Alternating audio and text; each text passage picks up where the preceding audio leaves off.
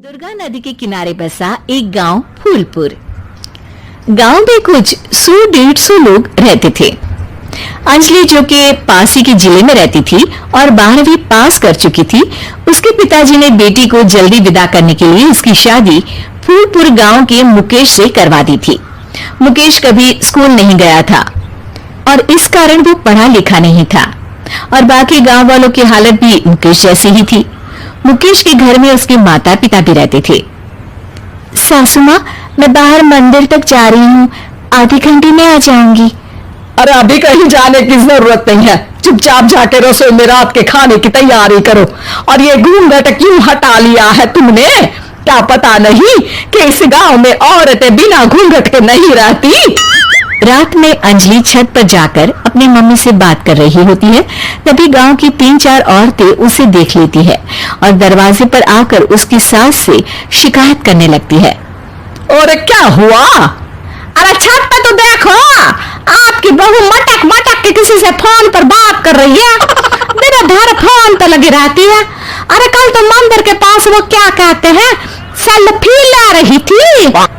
शहर की बहू रखना अच्छा शान की बात है, पर देखना इसके लक्षण से ये तो तुम्हारे परिवार को बदनाम ना कर दे। ये पहली बार नहीं था जब सास से गांव के लोगों ने अंजलि की बुराई या शिकायत नहीं की हो। अब तो ये रोज की बात थी। अंजलि ये सब सुन लेती है। जब वो नीचे जाती है तो मुकेश भी वहां आ जाता है।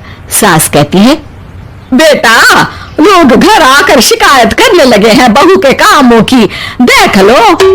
पति हो, संयम से रखो इसे। माँ जी, मैं तो अपनी माँ से बात कर रही थी क्योंकि यहाँ कोई बात करने लायक ही नहीं है और अब मैं माँ के पास ही रहूंगी।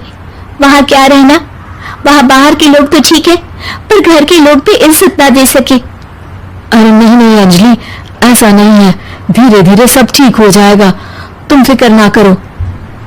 अरे बस कुछ बोलना ही नहीं है, सर पे चढ़ा रखा है बहू को। सास मुकेश की नरम बात सुन के वहां से मुंह चढ़ाकर चली जाती है। मैं तो कहती हूँ हम दोनों शहर चले जाते हैं। मैं पढ़ी लिखी हूँ, मुझे वहाँ नौकरी भी मिल जाएगी और थोड़े दिनों में आप भी वहाँ कुछ काम ढूंढ लेना। अरे नहीं नहीं अंजलि, हम यहाँ ना गांव का खेत, माँ पिताजी को छोड़कर शहर नहीं जा सकते। माँ पिताजी को कैसा लगेगा और गांव वाले क्या सोचेंगे?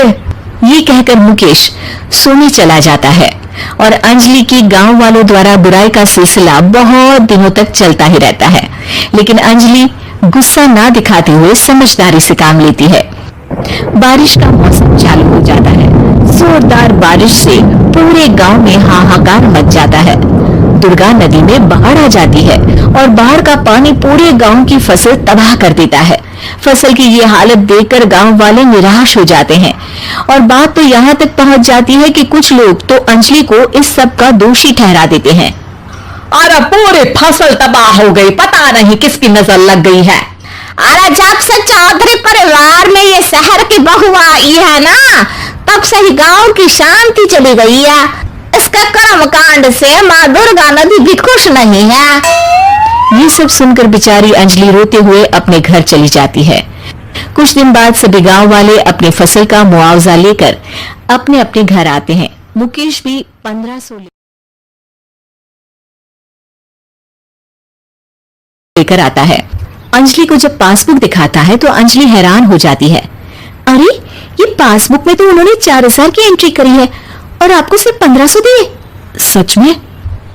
अरे वो सरकारी अफसर आपको बेवकूफ बना रहे हैं। सरकार की तरफ से हमें 4000 मिले हैं, लेकिन बाकी का सारा पैसा खुद ही खा रहे हैं। आप लोग के अनपढ़ होने का फायदा उठा रहे हैं। ये सब सुनकर मुकेश परेशान हो जाता है, लेकिन अंजलि उसे हिम्मत से काम लेने को कहती है और सुबह होते ही मुकेश को पंचायत कार्यालय ले जाती है और साथ में गांव के और लोगों को भी। आप सरकारी बाबू क्या गांव के लोगों को बेवकूफ समझते हैं? आपको क्या लगता है ये पढ़े लिखे नहीं है तो आप कुछ भी मनमानी करेंगे? ये बेचारे दिन रात इतनी मेहनत करते हैं, ये हमारे अन्नदाता है और आप इनके साथ ऐसा धोखा करते हैं। अरे क्या बके जा रही है ये लड़की? किस धोखे की बात कर रही है? अपने कांड करके नदी माँ को नाराज करके हमारा नुकसान करके इसे चैन नहीं मिला क्या? सरपंच जी, इन सरकारी बाबू ने मुझे बेवकूफ बनाया है और मेरे हिस्से के पैसे खुद चट कर गए। बस ये सुनती ही सरपंच वहां से दुम दबाकर भाग जाता है। पता चलता है कि जनपद अधिकारियों ने गांव के सरपंच के साथ मिलकर सबके साथ धोखा किया है। सब लोगों का विरोध शुरू हो जाता है और आखिर में अधिकारी सब गांव वालों के हिस्सों के बचे हुए पैसे उन्हें लौटा देते हैं और कई दिन तक सरपंच गांव में लौटता ही नहीं। अंजलि, तुम नहीं होती तो हम गांव वालों को तो पता ही नहीं चलता कि ये हमें हर बार बेवकूफ बनाते हैं।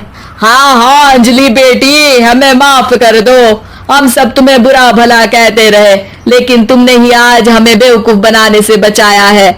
हमें तुम पर गर्व है बेटी। अब समझ आया कि सरपंच तुमसे नहीं, तुम्हारे पढ़े लिखे होने से नफरत करता था। क्यों ना इस बार हम अंजलि को ही सरपंच पद के लिए चुन ले। क्या कहते हो गांव वालों? पढ़ी लिखी सरपंच। बस पूरा गांव अंजलि के लिए ताली बजाता है और अंजलि की सास उसे खुशी से गले लगा लेती है।